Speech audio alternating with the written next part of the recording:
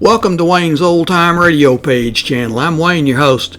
These programs are brought to you by support of our listeners. You can give your support at Patreon or PayPal, either one. There's clickable links in the description below. Thanks for your support and enjoy the shows. From Hollywood, it's time now for... Hello? Johnny Dollar. Johnny? You sound surprised, Jan. Well, yes, I am, dear. I thought you were going over to police headquarters. I changed my mind. Then you didn't need my car after all. No. Are you coming back here to my apartment? Johnny? After I take a little walk. As I told you, I've got to think this case out, and I can't very well do it wrapped up in your arms. Well, can I? Why don't you take a drive along the shoreline in my car? Want to come along? Jan? I'll wait for you here. Yeah. See you in a little while. Much sooner than you think, baby.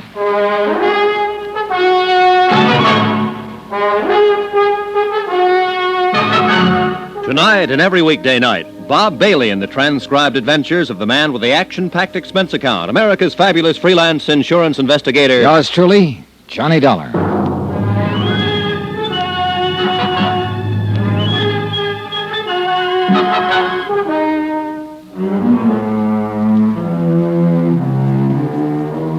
Expense account submitted by Special Investigator Johnny Dollar, location San Diego, California. To Universal Adjusters Bureau, Hartford, Connecticut. Assignment, the Jolly Roger fraud, including the loss of a palatial yacht and a couple of murders. Expense account item 12, phone call.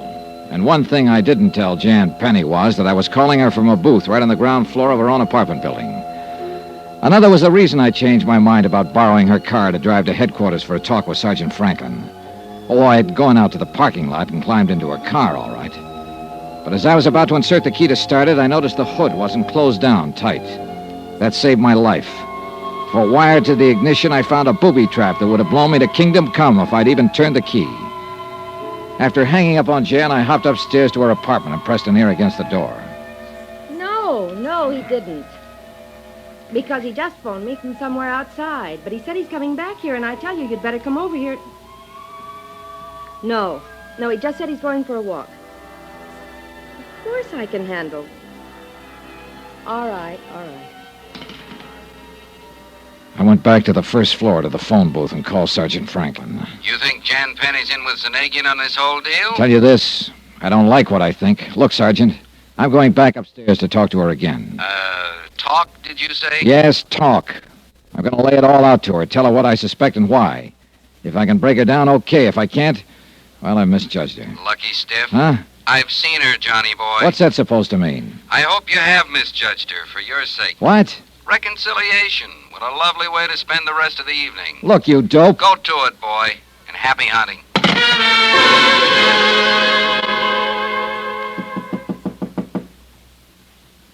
Who is it? Johnny? Yeah. My, that was a short walk. But I'm glad. Are you? Or are you sorry I didn't stay away longer so you could get some help? Help? Sit down. Sit down, Jan. I want to talk to you. Oh, how masterful. Here? As you know, I didn't borrow your car after all. Sit next to me, darling, and let's continue from where we left Because off. fortunately, somebody goofed, left the hood partly open. Closer, Johnny. That's why I discovered the booby trap that would have gone off as I turned the ignition key. Closer, Johnny. Booby. What are you talking about? That's why you didn't hear the expected explosion right after I left you. Oh, no. Then they are after me, too. The warning over the phone. If I didn't stop helping you in this case, they'd... Oh, Johnny, what'll I do? Johnny. For one thing, take your arms back to yourself and move over to your own corner of this couch so I can pull a gun if any of your pals suddenly... Ah, my dear Mr. Dollar. Zinageon. I fear it's too late.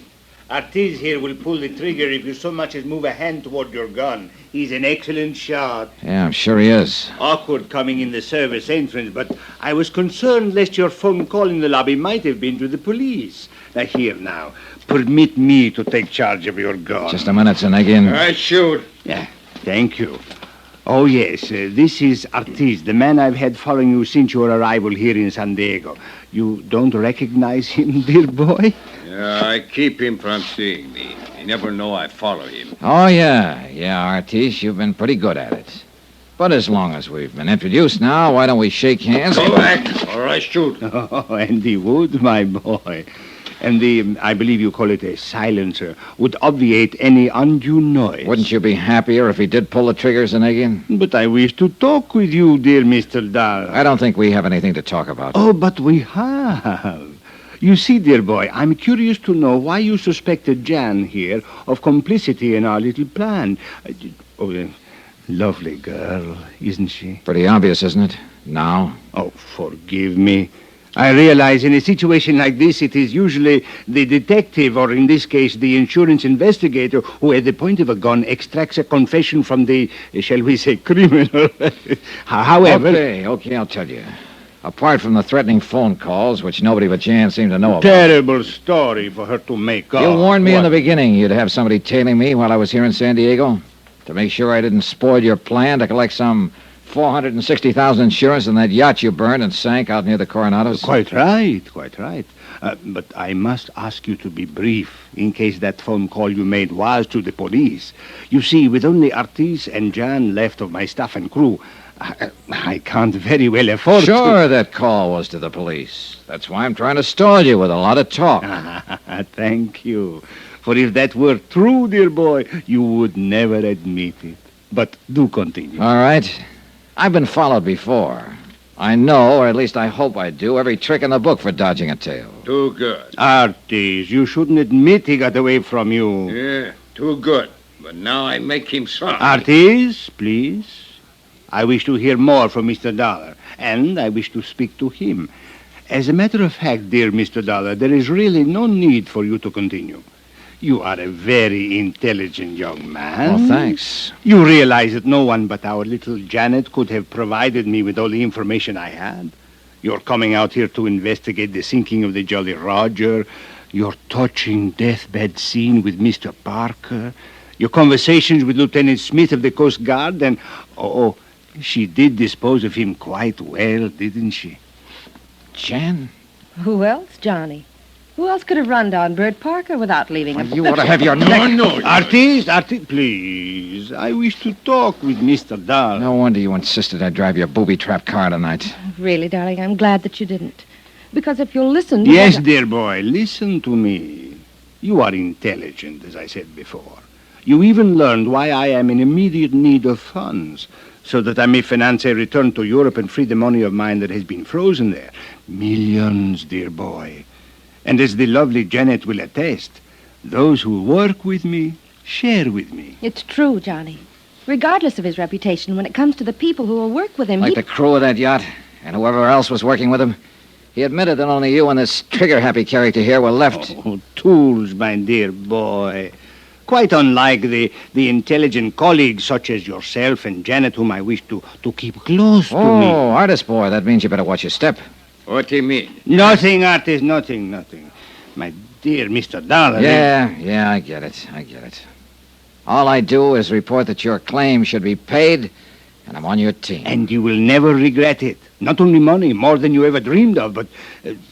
Janet, my pearl, you do like our Mr. Dollar, do you now? Oh, you dirty rat. Oh, get back. You admit you sank the Jolly Roger yourselves, Zinageon. But of course. And all the men who went down with it. What had to be done? Even the little cabin boy. Oh, yes, dear boy, yes. Both he and the crew on the Jolly Roger were in danger of upsetting my plans. They had to be eliminated. But you, dear man, please, do not stand in my way. Much as I like and respect you, if you do, you will leave me no choice but to eliminate you. Even as I had to rid myself of Parker, the Lieutenant Smith, the cabin boy. Look, Zinageon, what if I were to say, okay, I'll go along with you? Aha. To say the least, it would get me out of this present pickle I'm in. And much more. I still wish that gorilla of yours would aim his gun the other way. Oh, Artis, I think you might relax a bit for the moment. But I watch him. Go on, dear boy. Okay.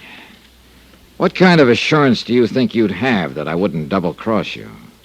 There is the factor of fear. Fear? Oh, my dear man, don't you see?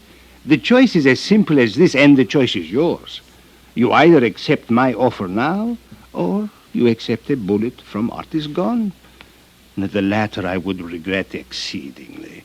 Not only because of you, I like you, but because it would mean temporary interruption of my plans, a quick trip across the border to avoid being found when your body is discovered, and the necessity of devising some other means for attaining passage to Europe. But far more formidable problems have been overcome many times. Dear Mr. Dollar, I do not wish to have to discuss this further. So tell me... Zinageon, I have good news. Yes? For me, not for you. You mean you refuse? No, dear boy. No, I mean you aren't going to have to discuss this any further. You won't be able to. But, my dear... Much as I'd like to tie up this case with a big fancy ending, a real dramatic tagline... I do not understand you, all of dear your boy. long-winded confession a minute ago might just as well have been stated in court. What? As a matter of fact, you'll probably hear it in court, word for word. I do not understand. You and this homely trigger man of yours aren't the only ones who know about the service entrance to this apartment. Paulos! What do you mean? You may as well give up quietly, because the gentleman standing in the doorway directly behind No! you is Sergeant Franklin of the San Diego... Oh, no, you don't, Artie. I've been wanting to crack it for yours. No, please! Do not hurt me! Help! Please, please!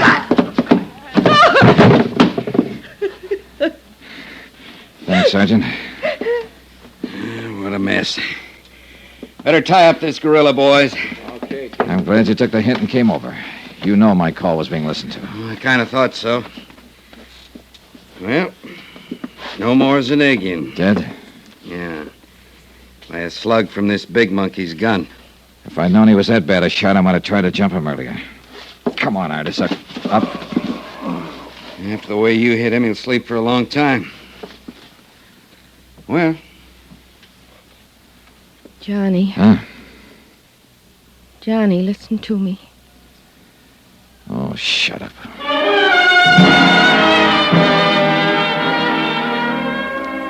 Expense account item 14, $217.50, hotel in San Diego, incidentals and plane fare back to New York and Hartford. Expense account subtotal $523.23. I'll give you the rest when I finish my vacation in La Jolla, the one you promised me. Remarks?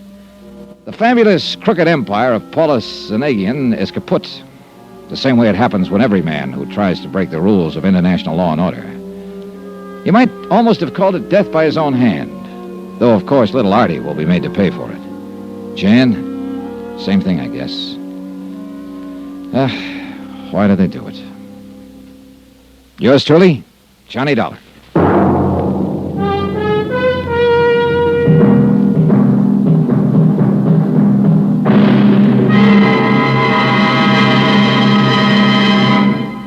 Now, here's our star to tell you about next week's exciting story. Next week, vacation. And a beautiful romance that turned out to be a prelude to murder. Join us, won't you? Yours truly, Johnny Dollar.